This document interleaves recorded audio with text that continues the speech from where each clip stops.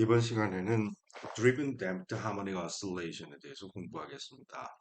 우리는 댐핑 포스가 존재하게 되면 언제나 Equation of Motion, 그 Harmonic Oscillator Equation of Motion은 솔루션이 exponential 팩터를 달고 나와서 이 친구 때문에 시간이 지나면 항상 그 디케이를 하게 되어 있어요. 그러면 사실 이런 그 댐핑이 없으면 이제 M을 나눠서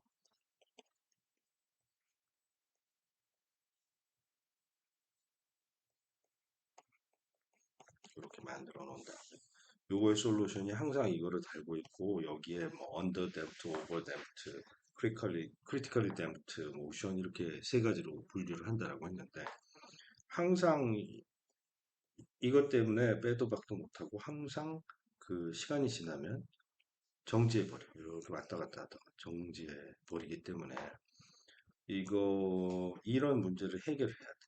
그래서 우리 시계가 있고 시계가 그냥 내버려 두면 서 댐핑 때문에 그 댐핑을 이기고 그 진동을 계속하도록 하는 우리 주변에 진동하는 게 너무너무 많죠. 모든 전자기기 다 진동하는 거예요.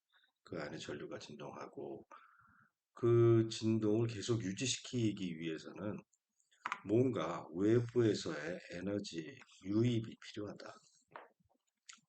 왜냐면 가장 근본적으로 마이너스 bx 닷이라고 하는 힘을 받기 때문에 운동을 하게 되면 velocity를 곱해서 파워가 나오는데 이 파워가 항상 네거티브 데피니트니까 시간이 지나면 지날수록 에너지가 소실된다. 없어져 버린 에너지를 보충해야 되는데 그 보충이 바로 driving force다라고 하는 거예요. 그래서 이쿠에이션 모션을 딱 써놓으면 F equals ma인데 F가 mx 더블 닷인데 여기에 스프링 리스토링 포스가 있고 B에 X 다시 있고 그 다음에 여기다가 플러스 드라이빙 F 드라이빙 포스가 들어가 줘야지만 그리고 그것이 여기에 잃어버리는 에너지를 다시 보충시켜주는 형태로 되어야지만 그 진동이 계속 유지되게 된다라고 하는 거예요. 그럼 이러한 방정식을 만족하는 운동 방정식을 만족하는 솔루션을 구해야 되겠지. 오늘은 이 수업을 마치고 나면 드라이빙 포스를 줬을 때 앰플리튜드가 어떻게 만들어지는지를 들여다볼 수가 있는데 그걸 잘 들여다보면 앰플리튜드의 크기가 드라이빙 포스의 프리퀀시하고 매우 상관관계가 깊다라고 하는 사실을 알게 되고 그 중에 특히 특정한 값에 있어서 앰플리튜드가 최대가 되는 그 순간이 있는데 그러한 현상을 공명, 레조넌스라고 얘기해요. 우리는 악기를 뭐 피리를 분다든지 바이올린을 켠다든지 했을 때 소리가 나는 게 그게 공명이라고 얘기하는데 사실은 요 조금 지나면 오늘 웨이브를 공부하면 알게 되겠지만 일단 하모닉 어슬레이터를 여러 개 놓으면 그 프리퀀시가 다양한 프리퀀시가 나타나게 돼요. 그거를 노말 모드라고 하는데 그런 노말 모드 중에 특정한 프리퀀시가 되면 레조넌스가 일어나게 된다라고 하는 사실을 알 수 있게 되는데 가장 쉽게는 지금 심플 하모닉 어슬레이터 단 한 개의 어슬레이터가 댐핑 포스를 받고 디케이 하는 것을 막기 위해서 드라이빙 포스를 제공하고 그로 인해서 변화하는 앰플리튜드 또는 그 바뀌는 파워 이런 것들을 우리가 계산해 보기로 하겠어요. 자, 드라이빙 포스를 주는 데는 다른 여러 가지의 드라이빙 포스가 있을 수도 있지만 가장 간단하게는 시너소이드 사인 웨이브를 집어넣어서 문제를 푸는 것이 가장 편리해요. 그 우리가 이 왼쪽 오른쪽이 이제 0이 되는 수학에서는 homogeneous equation이라고 하는데 이 simple harmonic oscillator 또는 damped harmonic oscillator 여기에서 이 솔루션을 구할 때 2의 람다 t 뭐 이런 거를 집어넣어줬어요.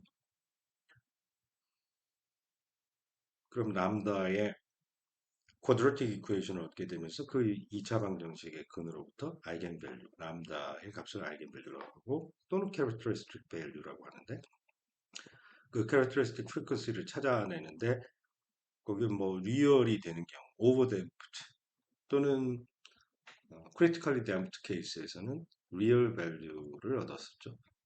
그런데 우리는 진동을 보통 원하니까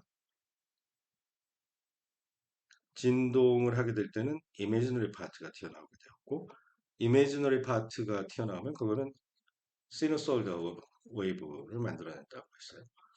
물론 댐핑 팩터 때문에 처음에 이렇게 하다가 점점 앰플리튜드 작아진 형식으로 진동을 하게 되었었는데 결국 여기 하모닉 오실레이터는 진동을 하는 친구이기 때문에 그 보충을 할 때에도 진동을 하는 걸 넣어주는 게 편리하다. 그리고 이런 드라이빙 포스를 만들기 제일 쉽기 때문에 각진 거라든지 뭐 주기성은 있지만 다른 형태로 주는 거는 또 상당히 그런 걸 만들어내는 게 쉽지가 않아요.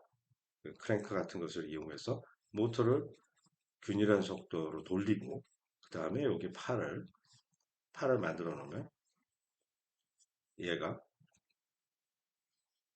그 회전 운동이 이쪽으로 연결되어 있는 그 축에 의해서 연결되어 있는 이 물체에 닿아서 물체가 수평으로만 왔다 갔다 하는 진동을 하게 하는 그런 운동으로 바꿀 수가 있죠.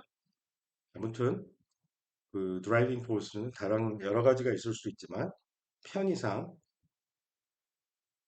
시누소이드를 집어넣기로 하다. 시누소이드는 코사인과 사인은 이퀴벌런트 하다 그랬죠. 트랜슬레이션 하면 항상 오버랩이 되기 때문에.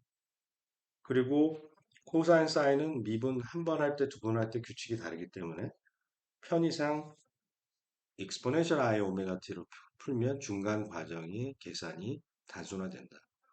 물론 imaginary part, real part 이런 것들이 피지컬한 성분을 주게 되겠고 그 실제 imaginary number가 그 실제 상황에서 그 매저가 되는 것이 아니기 때문에 이렇게 2차원의 문제를 풀고 요걸로 풀 수 있다라는 이유는 사실 이 2dimensional plane이 유클리디안 공간에서나 아니면 컴플렉스 스페이스에서나 그게 x, y 코디네이트이 완전히 일치하기 때문에 이렇게 문제를 풀어서 일로 갖고 와도 상관이 없다고 했죠.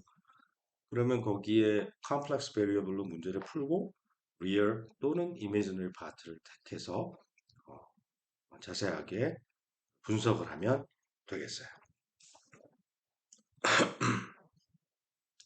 Summary of a damped simple harmonic oscillation 이미 지난 시간에 배운 것이지만 이제 이것을 매스로 나누어줘서 이 코에피션트를 감마라고 하고 이 코에피션트를 오메가 제로의 스퀘어 그러니까 심플 하모닉 오실레이터의 캐릭터리스틱 프리퀀시 그리고 댐핑 코에피션트로 나누었어요. 자, 이거의 솔루션을 구하기 위해서 우리는 트라이얼 솔루션 e to the 람다 t를 집어넣고 e to the 람다 t가 0이 항상 0이 아니라는 사실을 이용해서 이 캐릭터리스틱 이퀘이션을 얻어냈죠.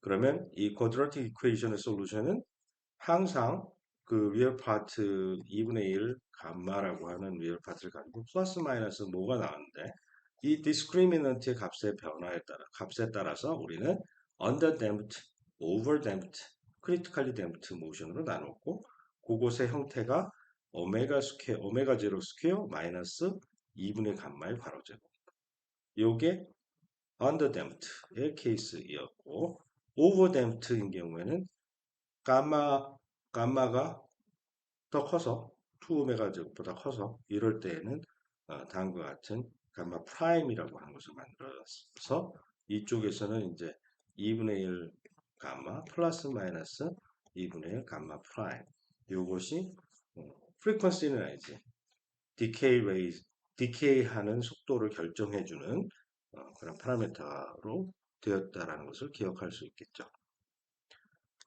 그 솔루션이 세 가지로 나뉘어진다라고 했는데 under damped motion은 oscillation을 하면서 시간에 따라 그 사이즈가 e to the one half 감마 t로 decay 한다라고 했고 여전히 e to the one half 감마 t로 decay 하지만 코사인 또는 사인 하이퍼볼릭 또는 그냥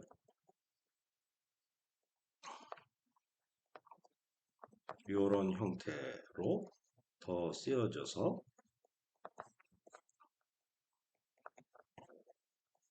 솔루션이 나온다라고 했고 이럴 때는 무조건 익스포넨셜 디케이 부드럽게 한 방에 죽어버리는 형태를 만족한다고 해서 over damped motion. 그리고 critically damped motion은 이 더블 루트를 가지게 돼서 그 람다를 구했더니 마이너스 원 half 감마만 있고 플러스 마이너스인데 이게 빵이 돼버리는 일이 벌어졌죠. 이럴 때에는 우리가 솔루션을 구해 보니까 C1 플러스 C2t e to the 마이너스 원 half 감마 t 이런 솔루션을 갖게 된다라고 했어요. 요게 이제 리니어 텀이 살아있게 되면 이 솔루션을 한번 꿀떡하고 한 번 꿀떡하고 왔다리 갔다리는 못하고 이 쉐입이 그렇게 생겨있죠. 사인이나 코사인을 부호로 바꿀 수가 있는데 한쪽에서 다른 쪽으로 넘어가질 못해. 여기 중심점이 있으면 여기 기준점으로 이퀄리브리엄 포지션이 여기였으면 여기로 갔다가 왔다 갔다 이런 게 이제 under damped motion인데 critically damped부터는 그러니까 여기 한번 했다가 이 깎으로 반대쪽으로 갈 수가 없어. 그래서 한번 갔다가 느리게 와서 딱 정지하는 그런 일이 벌어지게 된다. 그 general solution에 대해서 생각을 해보는데 equation of motion equal 빵인 경우 한쪽에 displacement, velocity, acceleration 이렇게 데리버티브들이 취해지는데 equal zero인 경우에는 우리가 이걸로 얻어냈던 이건 quadratic equation 그 characteristic equation quadratic equation이기 때문에 아이겐밸류가 두 개가 나오게 돼 있어서 두 개의 솔루션을 이렇게 얻을 수 있습니다. 람다 1, 람다 2가 얻어지면 그것에 익스포넨셜을 해서 이것도 답이고 이것도 답이고. 근데 이걸 넣었더니 0이야. 이걸 넣었더니 0이야. 그러면 이걸 넣으면 0이면 여기 C1을 곱해서도 0이야. 여기 C2를 해서도 넣어도 0이야. 그러면 얘도 넣으면 0이고 얘도 넣으면 0이니까 이걸 두 개 더해서 넣어도 다 0이야. 그렇게 해서 제너럴 솔루션이 이렇게 두 개가 나오게 된다. 만약에 이런 운동 우리는 세컨드 오더 디퍼런셜 이퀘이션밖에 안 만들었지만 수학적으로 이걸 익스텐드 할 수 있죠. 하이어 오더 컨트리뷰션이 존재한다면 하이어 오더로 들어가면 nth 오더가 될 것이고 그러면 디그리 n 폴리노미얼이 만들어질 거고 그러면 Fundamental Theorem of Algebra에 의해서 n개의 컴플렉스 솔루션이 나올 거고 그리고 n개의 컴플렉스 솔루션의 리니어 콤비네이션이 답이 되겠죠. 그래서 h를 붙이는 게 이건 수학적으로는 homogeneous linear differential equation이기 때문에 그러는 거예요. 반면에 여기에 이제 우리가 뭔가 드라이빙 포스를 집어넣었다. 매스를 했으니까 이제 F 드라이빙이라는 게 들어가고 거기에 이제 매스로 나눈 형태의 타임 디펜던트한 펑션이 오른쪽에 있겠죠. 그런 것이 문제가 나왔을 때는 그거는 케이스 바이 케이스로 문제를 풀 수밖에 없어요. 이퀄 제로에 대한 문제는 아주 그 트라이얼 솔루션을 집어넣어 가지고 시스테매틱하게 풀리지만 이 이퀄 non 제로인 값을 알아맞히는 방법은 특별한 방법이 그러니까 제너럴한 방법이 없고 그냥 주먹구구식으로 알아맞히는 것밖에 없고 제일 쉬운 게 그냥 때려 넣는 것밖에 없어. 아니면 말면 못 구하는 거고 할 수 없는 거고 그냥 넣었는데 그 방정식이 풀린다 그러면 답이 되는 거예요. 그런데 이퀄 빵이 아닌 것을 만들어내는 것을 particular solution이라고 이름을 붙여요. particular solution. 특정한 값을 이 right hand side가 non-zero가 되도록 우연히 맞춰주는 걸 particular solution이라고 하고 그런데 이게 맞았다고 이게 제너럴 솔루션이냐? 그렇지 않다. 왜냐하면 항상 0을 만드는 건 무지 많다. 그러면 오른쪽에 0이 아닌 값을 딱 맞춰주는 파티큘러 솔루션과 homogeneous equation 이퀄 빵을 만족하는 모든 답을 다 합치면 언제나 답이 제너럴 솔루션이 된다. 이거에도 기본적인 방정식의 이론이에요. 자, 이제 그 솔루션이 particular solution과 homogeneous equation의 솔루션의 썸으로 나타난다라고 했는데 homogeneous equation의 솔루션은 항상 exponential 2분의 1 감마 t의 팩터를 갖고 있기 때문에 시간이 가면 다 죽어요.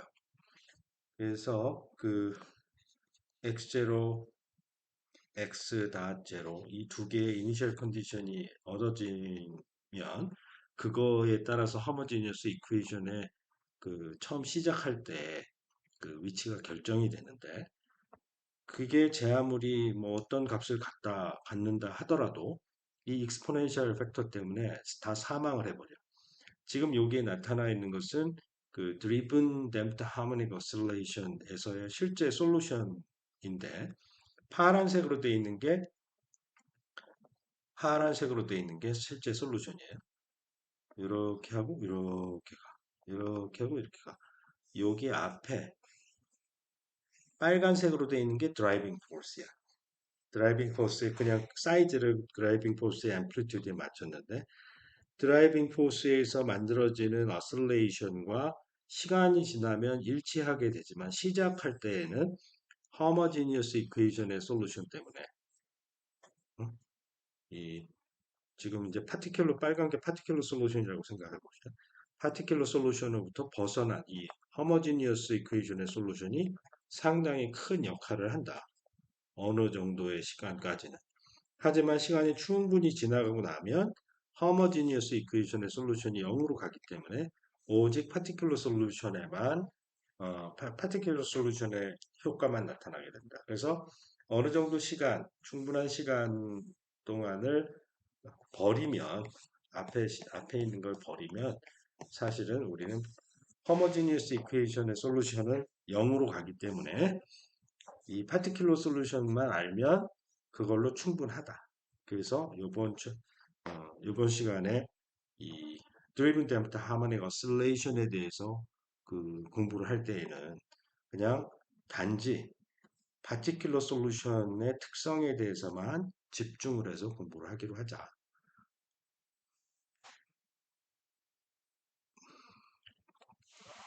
솔루션을 어떻게 찾느냐? 첫 번째, 우리 트랜지언트 이펙트를 만들어내는 evanescent, 시간이 지나면 없어지는 요 팩터는 신경 쓰지 말자. homogeneous equation 솔루션 신경 쓰지 말고 steady state 솔루션에만 시간이 충분히 흘렀을 때 steady state 솔루션에만 우리가 관심을 갖자. 그러니까 요 particular 솔루션이 아니라 homogeneous equation의 솔루션, 요 앞 시간에 푼 거, 그거는 다 그냥 잊어버리자. The left side of equation must be identical to the driving force that is a sinusoidal with the frequency omega. 여기에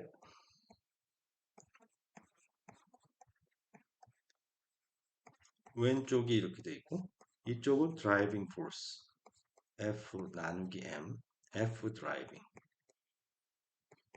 이라는 게 time dependence가 있는데 이 문제를 풀려면 오른쪽은 고정되어 있죠. 이건 오른쪽이 시누소이드의 형태가 된다라고 했으니까 그러니까 여기를 어떤 힘 나누기 질량 했으면 가속도 그러니까 A0 코사인 오메가 t 또는 뭐 A0 사인 오메가 t 뭐 A0 익스포넨셜 I 오메가 t 이거는 없지만 이렇게 넣어놓고 이미지너리 파트 또는 리얼 파트를 나중에 찾아내면 되기 때문에 이런 것이 오른쪽에 나와야만 하니까 이런 게 나오려면 왼쪽에 뭐를 넣는 게 좋을까?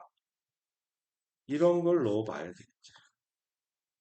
그러면 코사인, 사인 이런 것들은 코사인 여기는 그냥 코사인이 됐고 두 번 비면 마이너스 코사인이 될 거고 물론 오메가 스퀘어에 여기는 마이너스 사인, 마이너스 오메가 사인 이런 것이 되겠죠. 그러면 사인과 코사인들이 다 오메가 t, 여기 드라이빙 포스가 오메가의 프리퀀시를 갖고 있다면 드라이빙 프리퀀시하고 똑같은 오메가를 갖고 있는 사인, 코사인 또는 익스포넨셜을 넣어서 때려 맞히면 된다. 달라지는 것은 오버롤 팩터가 달라질 텐데 그 달라진 오버롤 팩터는 undetermined로 해서 x의 앰플리튜드를 오메가에 디펜던트, 오메가는 드라이빙 프리퀀시의 프리퀀시, 드라이빙 그 포스의 프리퀀시야. 그 프리퀀시에 적절한 함수가 되도록 뭐 I don't know. 근데 A 오메가라고 이렇게 해놓고 그 A 오메가를 determine 하면 되겠다. 그게 핵심적인 접근 방법이에요. 자, 그걸 하기 위해서 이제 그 우리가 식을 정리해서 이쁘게 만들려면 그 회전에 대해서 좀 다시 복습을 해볼 필요가 있어요. 자, 우리가 벡터를 어떤 벡터가 있는데 x라는 벡터 이걸 카테이션 코드에서 xy 이렇게 됩니다. 얘를 세타만큼 회전을 시키면 x 프라임이라는 벡터를 얻고 그것의 카테이션 코디네이트에서 x 프라임, y 프라임 이렇게 된다라고 했을 때 이 코디네이트이 어떤 상관관계를 갖는가를 생각을 해봤어요. 그러면 여기에 x 프라임이라고 하는 놈 여기가 x 프라임이 되겠지. 여기가 x 프라임. 여기는 x. 여기는 y. 여기는 y 프라임. 뭐 이렇게 되겠을 거야. 그러면 요것에 xy하고 x 프라임, y 프라임의 상관관계를 생각해 보면 좀 그림을 크게 그려서 여기가 세타, 여기가 x, 여기가 x 프라임.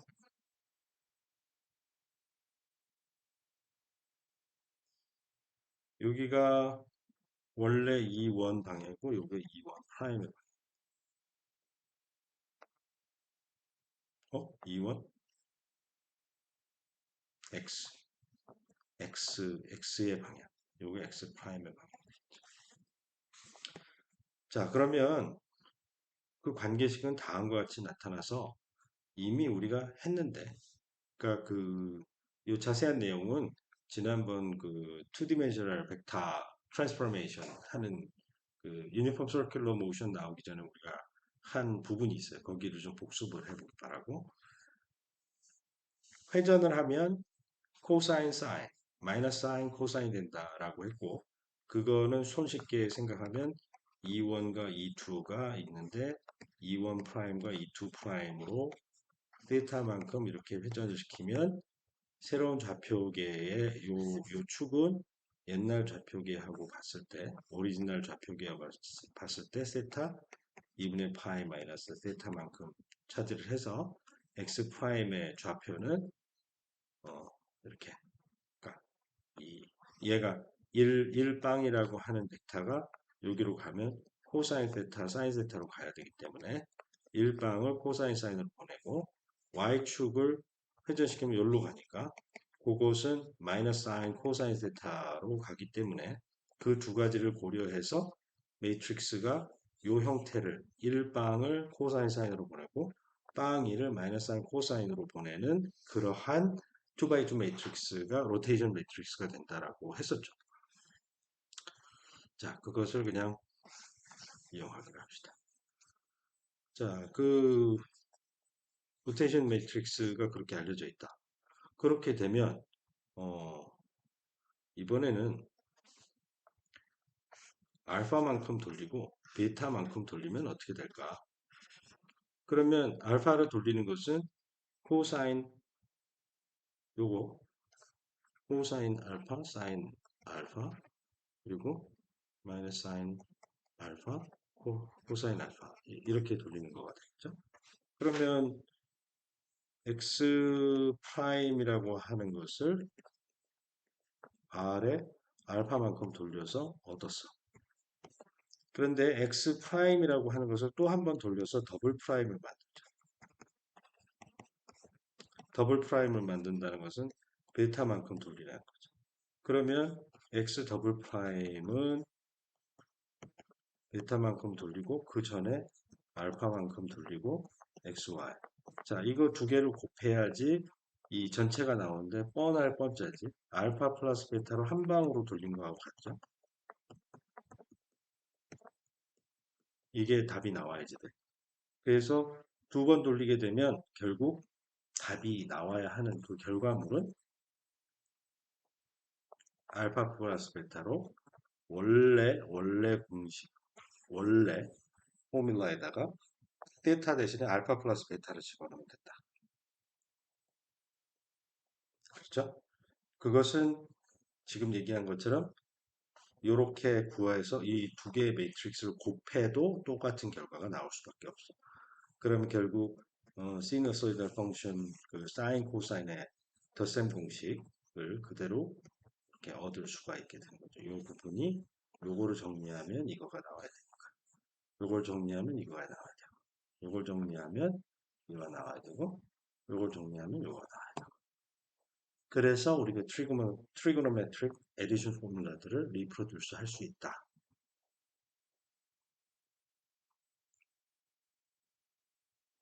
자, 그림으로 보여줬어요. 이러한 것을 그 2D 유클리디안 공간에서 카테시안 코디네이트 벡터, 카테시안 코디네이트로 표현된 벡터를 회전시켜서 얻는 방법으로도 얻을 수 있고, 이거를 그 페이즈를 이용해서 컴플렉스 넘버 두 개를 곱해도 똑같은 방식으로 얻을 수가 있다. 그래서 이게 두 개의 방식이 유클리디안 스페이스에서 카테시안 코디네이트를 활용하는 방법과 컴플렉스 플레인에서 그 E2DI 데이터, 이 넘버를 이용해서 표기하는, 그 표현하는 방법도 동시에 똑같은 결과를 얻어주게 된다. 그래서 2D 폴라 코디네이트하고 컴플렉스 넘버가 이퀴빌런트하다는 것을 우리가 다시 한번 정리해 봅시다.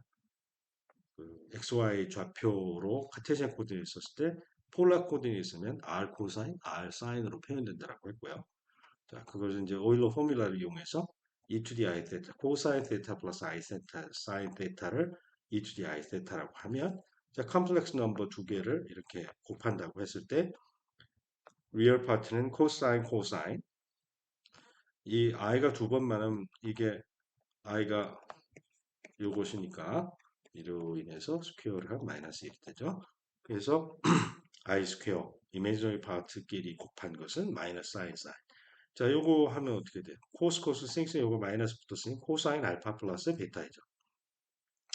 이게 코사인 알파 플러스 베타이고, 그리고 아예 한 번씩 나온 거.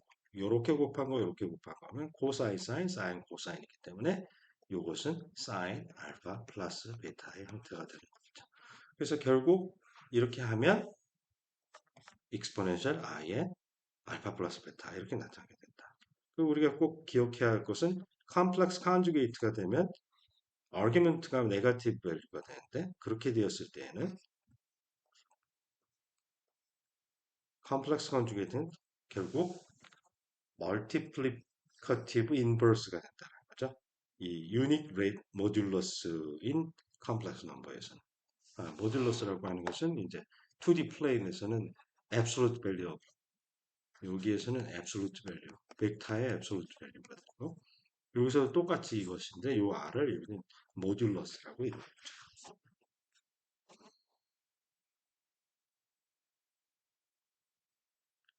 자, 이제 실제 드라이빙 포스가 이렇게 코사인으로 작용한다라고 했을 때, 자, 답이 이렇다고 칩시다. 왜?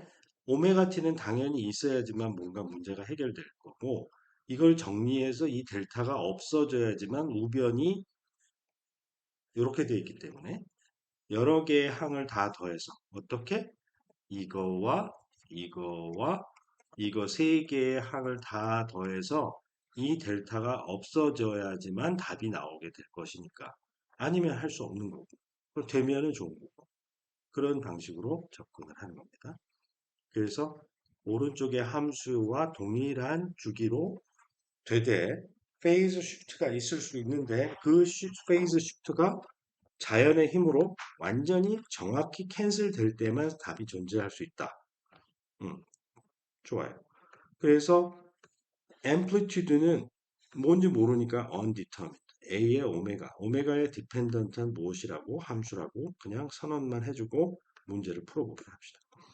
자, 얘를 여기다가 집어넣으면 x는 a 코사인 오메가 t 마이너스 델타이고 x 닷은 마이너스 a 오메가 사인 오메가 t 마이너스 델타이고 더블 닷은 마이너스 a 오메가 스퀘어 코사인 오메가 t 마이너스 델타가 되겠죠.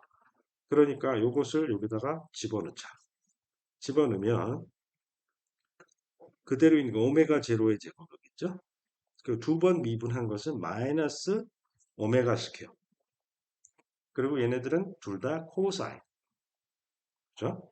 그 다음에는 한 번 미분한 것은 마이너스가 있어야 되고 감마가 여기서 왔고 오메가가 있죠. 그런데 얘는 코사인이 사인으로 바뀌었어요. 자, 이렇게 해서 대입한 것이 오른쪽하고 같아야 돼.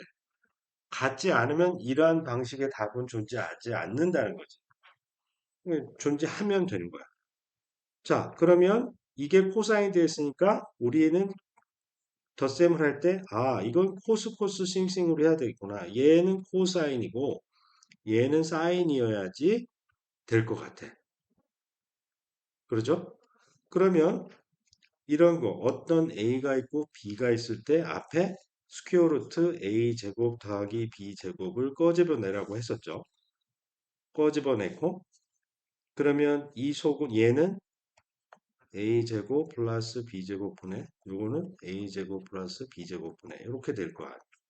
자, 그러면 얘를 코사인, 얘를 사인이라고 하고 하면 되겠고 이제 여기서 얘 델타하고 다 같을 이유는 없으니까 델타 프라임이라고 합시다. 요게 사인 델타 프라임이라고 합시다. 그렇게 되면 앞에 오버롤 벡터 이 a제곱 더하기 b제곱의 스퀘어 루트에 해당하는 것이 바로 요거죠. a 오메가는 있었고 제곱에 루트를 붙인 것을 앞으로 끄집어냈고 그 다음에 얘를 코사인이라고 하자고 했고 그래야만 되지. 제곱을 하면 더해서 1이니까 코사인이나 사인이어야 되는데 우리는 코사인을 만들어야 되니까 코스가 나오고 사인이 나와야 되고 그 얘가 코사인이 되고 이건 카피해 왔고 얘는 사인 프라임이어야 되고 카피해 왔고 자 덧셈을 하면 코사인 오메가 t 마이너스 델타 플러스 델타 프라임이 되겠죠. 그리고 이것은 코사인 오메가 t. 아, 이 말은 델타 프라임과 델타가 같으면 완전히 일치하는구나. 그럼 문제가 해결된대. 코사인 델타 프라임과 사인 델타 프라임은 각각 이거,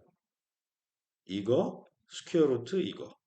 이렇다고 했었는데 이게 바로 페이즈 델타하고 똑같구나. 그럼 결국 답이 얻어져 버렸어. 앰플리튜드 A는 A0 나누기 스퀘어 루트. A0 나누기 스퀘어 루트. 그러니까 X는 여기서 코사인 오메가 t 마이너스 델타. 그래서 답이 나왔네요.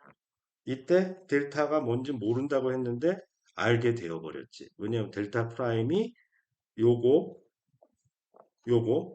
나누기 스퀘어 루트라고 했는데 델타 프라임이 델타하고 같지 않으면 이 답이 나올 수가 없으니까 그래서 그것을 코사인 델타와 사인 델타의 값은 이거 나누기 스퀘어 루트 이거 나누기 스퀘어 루트가 답이 되게 되어 있다라고 하는 거예요. 자, 이제 동일한 방식으로 사인이 되었을 때는 어떠냐? 그 뭐 전혀 바뀔 것이 없어. 사인으로 넣었어요. 그러면 x는 a 사인 오메가 t고 x 닷은 a 오메가 코사인 오메가 t고 x 더블 닷은 이제는 마이너스가 나오죠. 사인 오메가 t 마이너스 델타가 나오는데 이제 사인 동류항이죠. 자, x는 x는 오메가 제로. 우리 방정식이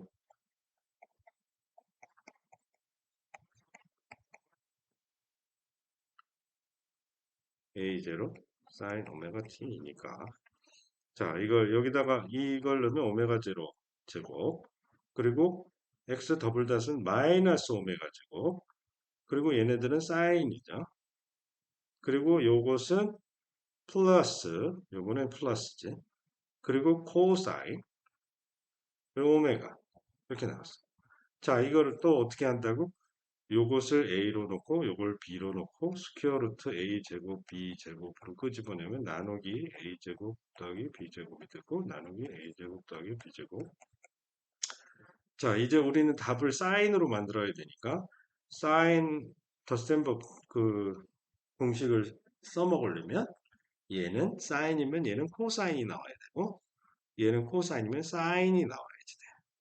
자 그걸 이용하게 되면 요것을 여기다 카피해 놓고 요게 a고 요게 b이고 요게 a니까 a제곱 더하기 b제곱 끄집어냈고 자 이제 이걸 서로 다른 코사인 요건 코사인 델타 프라임 이건 사인 델타 프라임이라고 하면 된다. 그렇죠? 그래서 코사인 델타 프라임 사인 델타 프라임 이렇게 했어. 자 이제 사인 코사인 코사인 사인이니까 얘는 사인 오메가 t 마이너스 델타 플러스 델타 프라임이 되고 이게 요렇게 되어야만 여기가 이제 코사인이 아니라 여기 사인이 돼야 되겠죠? 고치고 와야 돼.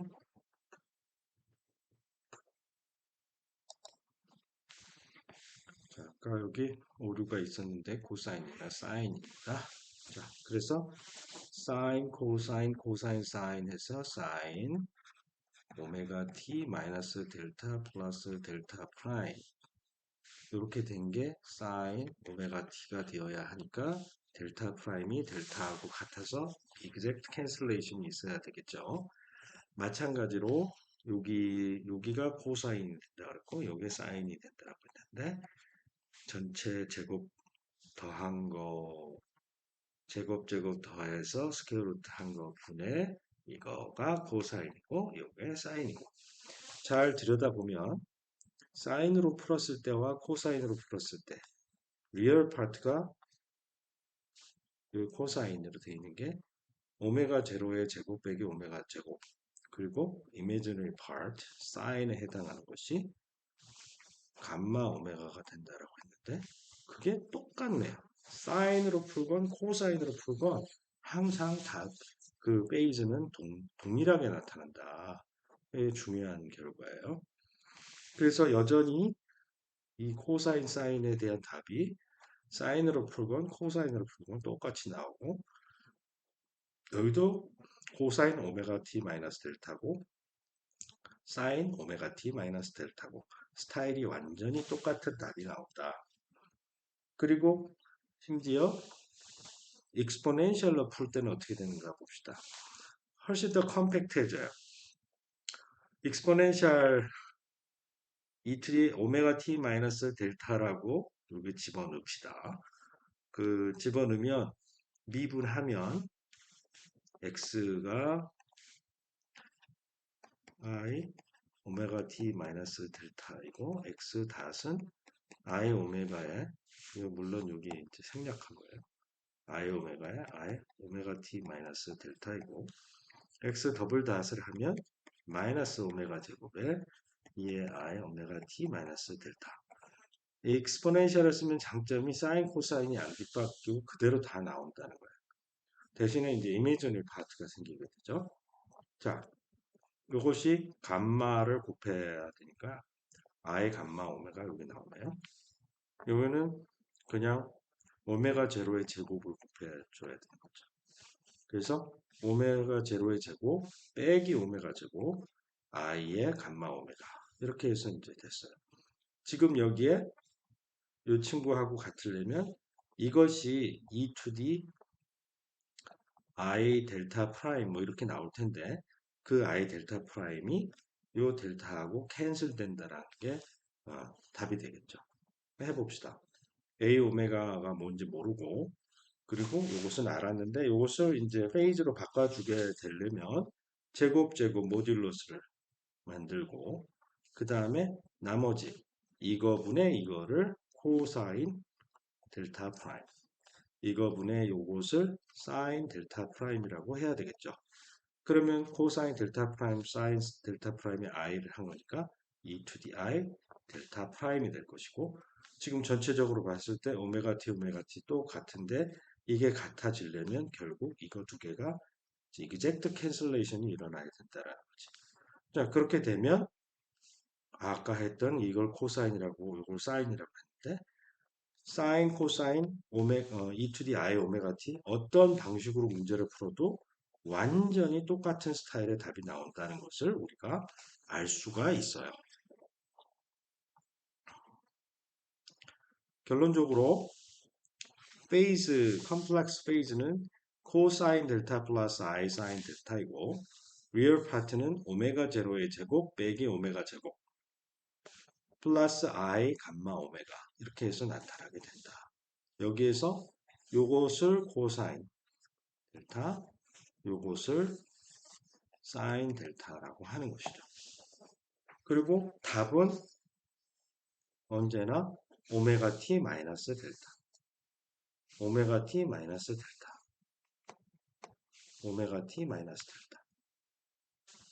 항상 다 똑같은 형.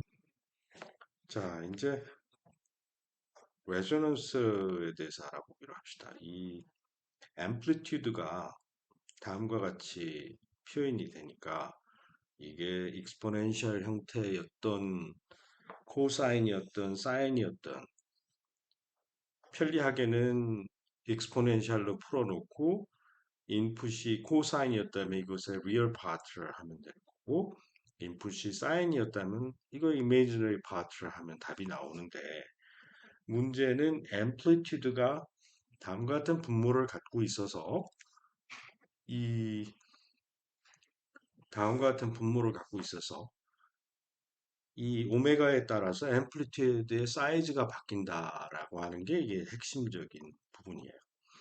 보면 오메가가 오메가 제로하고 같으면 이 괄호의 제곱이 없어져 버리면서 매우 작아지는데 정확하게는 여기 이제 오메가가 또 바깥에 있기 때문에 완전 제곱의 형식으로 그 식을 잘 정리를 하게 되면 어느 지점에서 이 분모가 미니멈이 되는가를 알아낼 수가 있어요.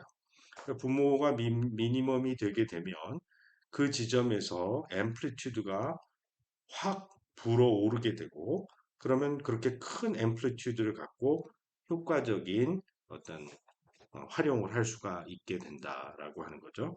그런 현상을 레조넌스라고 하는데 지금 이 앰플리튜드가 오메가와 그 감마와 오메가 제로 세 개의 함수인데 우리는 드라이빙 프리퀀시를 바꿀 수 있으니까 오메가는 바꿀 수 있고 오메가 제로하고 감마는 시스템에 주어진 상황이다라고 한다면 물론 이것을 오메가 제로와 감마를 적절히 바꿀 수가 있겠죠.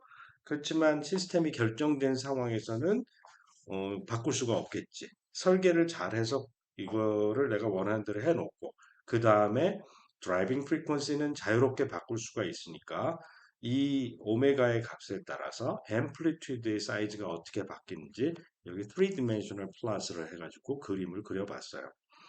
먼저 그 오메가를 오메가 제로를 기준으로 해서 오메가와 감마를 모두 오메가 제로라고 하는 것을 그 유닛으로 삼아서 그림을 그려봤어요. 여기 보면 B 쭉 튀어나오는 부분이 있죠. B 쭉 튀어나오는 부분. 요런 부분이 레조넌스가 되겠어요.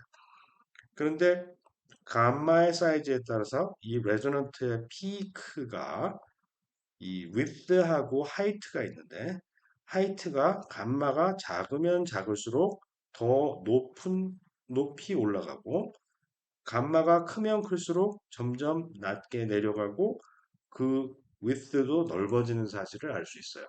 이러한 현상을 레저넌스라고 얘기하고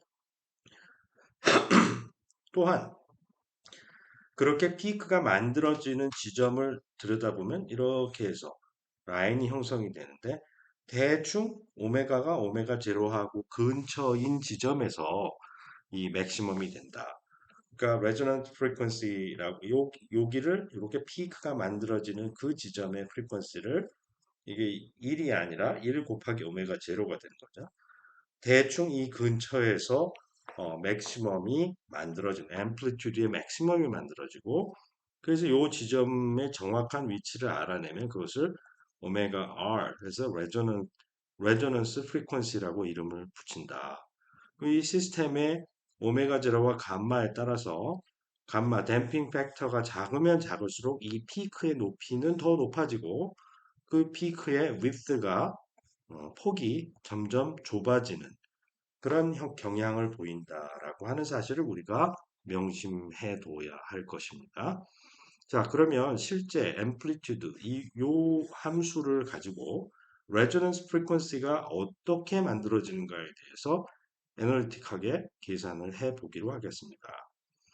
자, 그러면 스퀘어 루트가 미니멈이 되는 곳을 찾아야 되는데 이 스퀘어 루트 속을 보면 오메가의 4차식으로 되어 있죠.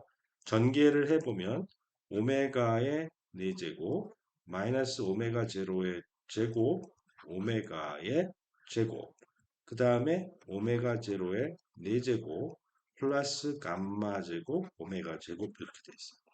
이거를 오메가 4제곱 오메가 제곱으로 묶으면 2배 오메가 제로의 제곱 그 다음에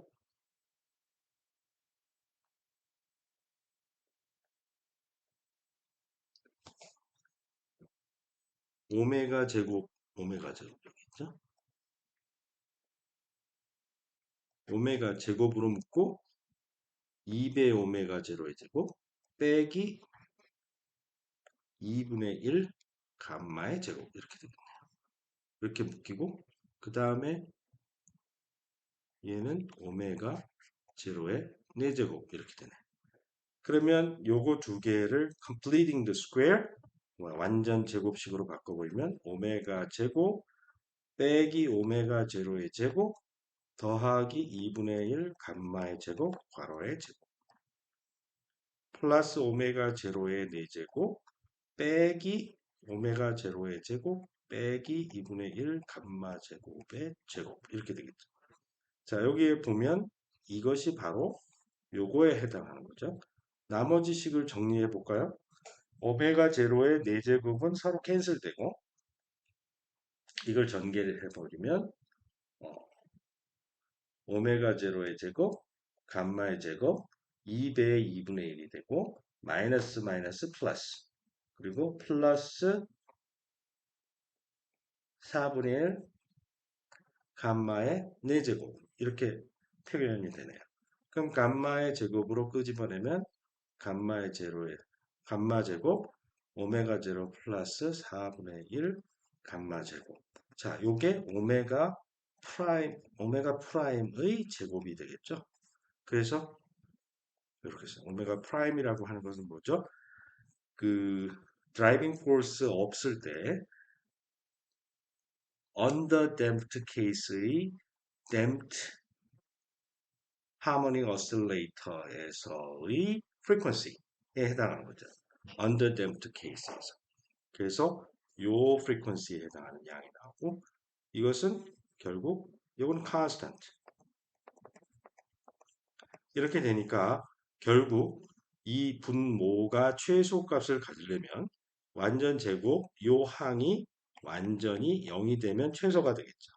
그렇게 되는 조건이 오메가 제곱이 오메가 제로의 제곱 빼기 2분의 1 감마의 제곱이 되고 이렇게 되면 오메가는 스퀘어 루트를 붙여서 이 값이 된다. 그러니까 이게 레조넌스 프리퀀시다 라고 하는 사실을 알게 돼요. 이때 이 값을 여기다 집어넣으면 이게 0이니까 이게 0이면 요 값만 여기가 0이야. 이게 0이니까 요게 남고 스퀘어 루트를 하게 되면 감마 오메가 프라임 원래 있었던 A0 분자 이렇게 해서 앰플리튜드가 결정되고 디스플레이스먼트의 레조넌스 프리퀀시는 오메가 R은 스퀘어 루트 오메가 제로 스퀘어 마이너스 2분의 1 감마 스퀘어가 된다라는 사실을 알게 되었어요. 자, 그림을 그려보면 파란색 인풋이 드라이빙 포스예요. 여기에 이 다른 그림하고 있어서 착시 현상이 있지만 파란색 드라이빙 포스의 앰플리튜드는 정확하게 이 네 가지의 경우에 대해서 다 같아요. 이 오메가가 0으로 갈 때 작아지지만 점점 늘어나서 오메가 제로 근처에서 정확하게는 다음과 같은 렐런스 프리퀀시에 도달하게 되면 앰플리튜드가 빨간색이 최종 결과 x of t죠. 이 앰플리튜드가 맥시마이즈가 된다. 최대가 된다. 그리고 다시 그거보다 더 증가를 하게 되면 다시 찌그러들어서 아주 많이 증가하면 그냥 사라져 버린다. 이렇게 해서 레조넌스라고 하는 것은 특정한 드라이빙 프리퀀시에 대해서 앰플리튜드가 매우 커지는 현상을 얘기하는 겁니다. 이제 velocity에 대해서 생각을 해볼까요? velocity는 x of t 그때 코사인을 잡는다고 해서 a0 코사인 오메가 t 마이너스 델타 스퀘어 루트 오메가 제로의 제곱 빼기 오메가 제곱의 제곱 플러스 감마 제곱 오메가 제곱 이렇게 되겠죠.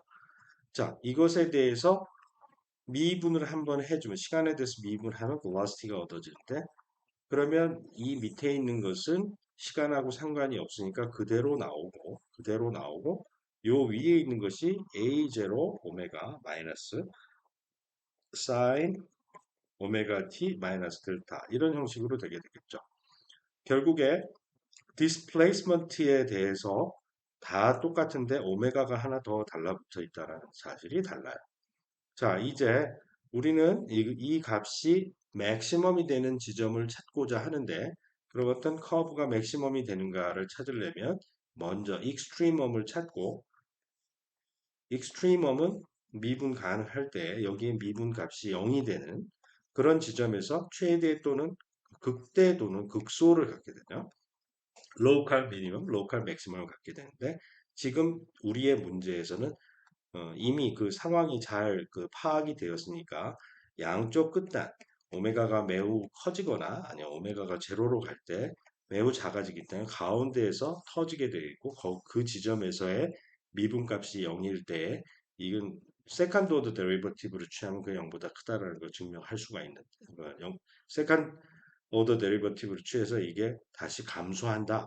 그럼 여기가 이렇게 위로 볼록이다 이런 걸 보임으로써 뭐 최대인 것을 그 근처에서 최대인 걸 알 수 있는데 해보면 그냥 대입해 보면 아니까 우리 뭐 그렇게 그 자세하게 할 필요는 없어요. 답이 나오면 그게 너무 뻔하기 때문에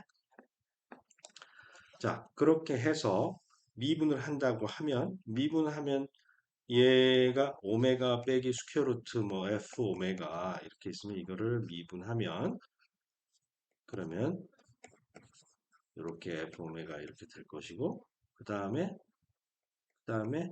오메가가 앞으로 나오고 d 오메가 d 스퀘어 루트 f 오메가 요걸 미분을 하면 되겠죠. 이걸 정리를 하면 우리가 분모는 이거 전체 2분의 1 제곱이니까 미분하면 2분의 세제곱까지 나오게 되겠죠. 그래서 그런데 이게 0을 치지는 않거든. 항상 0보다 큰 값이기 때문에 0이 될 수가 없고 분자를 정리하면 완전히 인수분해가 되어서 여기는 이 두 개의 팩터는 전부 다 positive definitive이기 때문에 그 데리버티브가 제로가 되는 지점은 오직 오메가 제로라고 하는 값밖에 없어요. 오메가 제로가 되면 이 값이 없어져 버리고 이때 이 오메가가 또 캔슬되면서 오메가 레저넌스가 오메가 제로이고 그 심플 하모닉 오실레이터의 characteristic frequency가 그 resonance frequency로 되면서 그 amplitude는 정확하게 A0 나누기 감마가 된다라는 것을 알 수 있어요. 우리가 displacement의 경우에 resonance frequency는 오메가 제로의 제곱 빼기 2분의 1 감마 제곱의 스퀘어 루트였죠. 그거하고는 좀 이제 다른 형태를 보이게 되는데 감마가 매우 작다면 그 두 개를 구별할 수 없겠죠. 우리 주변에는 수없이 많은 레조넌스 현상이 나타나요. 그리고 우리는 그 레조넌스 현상을 이용해서 TV나 라디오 그리고 뭐 전화를 걸 때나 뭐 이럴 때 전부 다 레조넌스 프리퀀시에 맞춰서 다이얼이 딱 맞아서 그 진동수하고 일치되는 시그널을 강하게 레조넌스를 일으켜서 미약한 시그널을 강하게 앰플리파이 해가지고 듣게 돼요. 그래서 이런 것은 통신, 뭐 전자기기 이런 데뿐만이 아니라 어렸을 때부터 탔던 그네, 그네도 타면 댐핑 때문에 시간이 지나면 점점 그 앰플리튜드가 줄어들게 되죠. 그런데도 불구하고 계속 탈 수 있는 거는 몸을 움직이든지 아니면 뒤에서 누가 밀어주든지 레조넌스 프리퀀시에 맞는 드라이빙 포스의 시너소이드 웨이브를 준다. 그렇게 했을 때 레조넌스 현상이 일어나서 오랫동안 그 진동을 유지시킬 수가 있어요. 그래서 그런 거를 이용하면 된다. 뿐만 아니라 이제 2학기에 가면 우리는 똑같은 어, 드리븐 댐프드 하모닉 어실레이터를 공부하게 되는데 그게 바로 RLC 서킷이에요. 댐핑의 소스는 우리는 마찰 이런 거라고 했는데 회로에서는 저항이라고 하는 게 resistance, 그러니까 register는 저항이라는 하나의 소자이고 엘리먼트고 그리고 그것의 어, 뭐 회로 안에서 그 포텐셜의 값을 결정해 주는 거. 오음의 법칙으로 RI라고 하죠.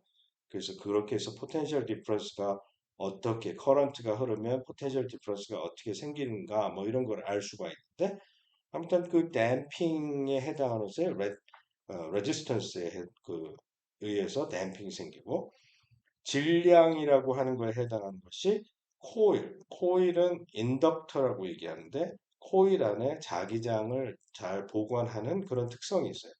그런 성질로 인해서 커런트가 바뀌지 않으려고 하는 성향이 생기는데 이때 그 인덕턴스 코일을 얼마나 많이 감았는가에 따라서 그 전류의 세기가 바뀌지 않으려는 경향이 있어요. 그것이 바로 마치 이너시아처럼 매스, 매스가 이너시아 역할을 하죠.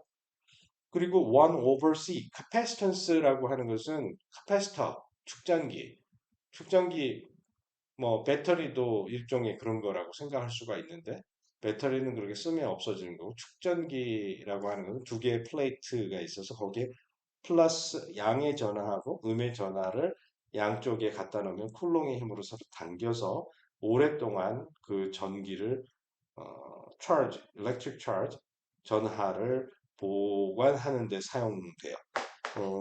그것은 스프링 컨스탄트하고 유사한 특성을 갖게 되고 그 어셀레이터의 디스플레이스먼트 X에 해당하는 것이 여기서는 either charge 그 뭐야 전하나 또는 current charge의 first order derivative가 되겠어요.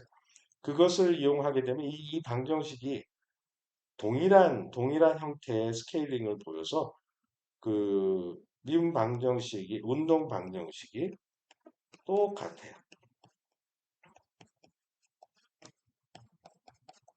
이거나 charge Q를 이렇게 써놓은 거나 똑같아. 그래서 뭐 새로 풀 필요가 없어. 지금 푼 거에서 change of variable만 해주면 된다.